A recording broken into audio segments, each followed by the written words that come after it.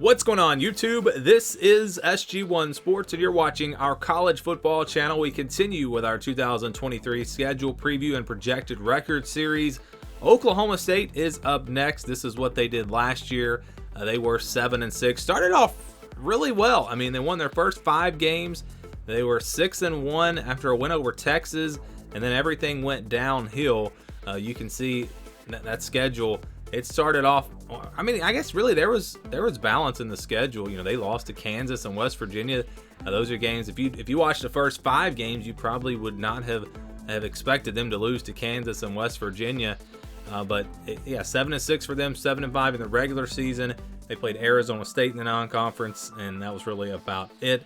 Let's look to 2023 now, and this is the schedule. I tell you what, Oklahoma State really came out good with this conference schedule. You look at the newcomers, they play UCF, Houston, and BYU all at the end of the season, and they do not play Cincinnati. But then you look at the old Big 12 teams, the original Big 12 teams, whatever you want to call it. They don't play Texas, they don't play TCU, and they don't play Baylor. So those are 3 of the top teams in the conference that they avoid.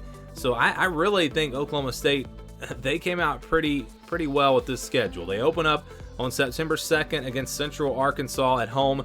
Next week, they'll go on the road to face Arizona State. And then on September 16th, they're back home for South Alabama. So it's a very similar non-conference schedule to what they had last year. Then you go into Big 12 conference play. They will play Iowa State on the road. That could be an interesting game there.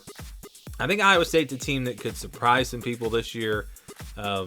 Watch out for that one. That one could be a good game. They play Kansas State on October the 6th. That one will be at home. That's a weeknight game. And we know what happens a lot of times on these weeknight games. So Oklahoma State's going to have a chance in that one. And then they'll play Kansas on October 14th at home. And then it's West Virginia on the 21st on the road. And I said they don't play Cincinnati. They actually do play Cincinnati. They play Cincinnati October 28th. So I looked at that wrong. They play all 4 of the new teams. So I did not know that anyone would be doing that. So I guess I overlooked. So Texas Tech, they don't play. So I overlooked that.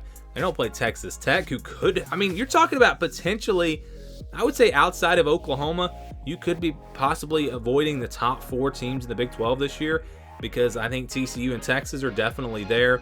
Kansas State might be there. We'll see how they look. But Baylor and Texas Tech, I think, could be right there as well. I think Baylor is a team that will be much better this year. They were really young last year.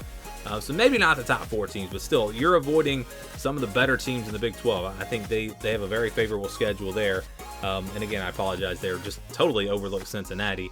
And I did not know that any teams would be playing all of the new teams, but they do. Cincinnati, UCF, Houston, and BYU. They'll play Oklahoma on November 4th for what could be the last time for a long time, maybe ever. Who knows what's going to happen now that Oklahoma's headed to the SEC. They'll play UCF on the 11th on the road. Then it's a road game at Houston on the 18th. Close things out with a home game against BYU. So that's the schedule.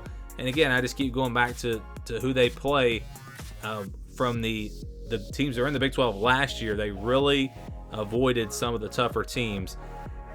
For Oklahoma State, you know, how good is this team going to be? They had a ton of players enter the transfer portal. Mike Gundy's a really good coach, though, so I don't know that they fall off. And at least for this projection, I'm not going to say that they're going to be terrible. I'm going to kind of group them together with most of these other teams in the Big 12. Not that top tier, obviously. But again, they don't play many of those top tier teams. So for Oklahoma State, it's going to be interesting. It's going to be very interesting. And I know Oklahoma State fans, you see this logo here. I did change the logo on the thumbnail. I realized this is not the actual football logo. I've been told that before. But I always forget, and I already had this graphic done from last year. I just changed some things out. I will try to remember to change that logo. NC State, we've had to change theirs. Michigan. So I'm trying to get all the logos updated. So just want to throw that in there really quickly. So let's get to the projection here.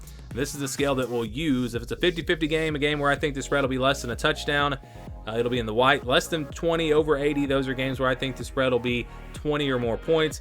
20-29, 71-80, those are games where I think the spread will be double digits, 10-19 points. 30-39, 61-70, those are games where I think the spread will be less, about a touchdown, 6, 7, 8 points.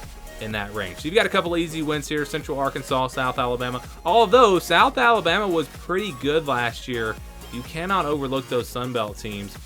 I still think that Oklahoma State will be favored by about 20, 21 points in this one. Central Arkansas maybe closer to 30. But I'm going to put both of these games in the green.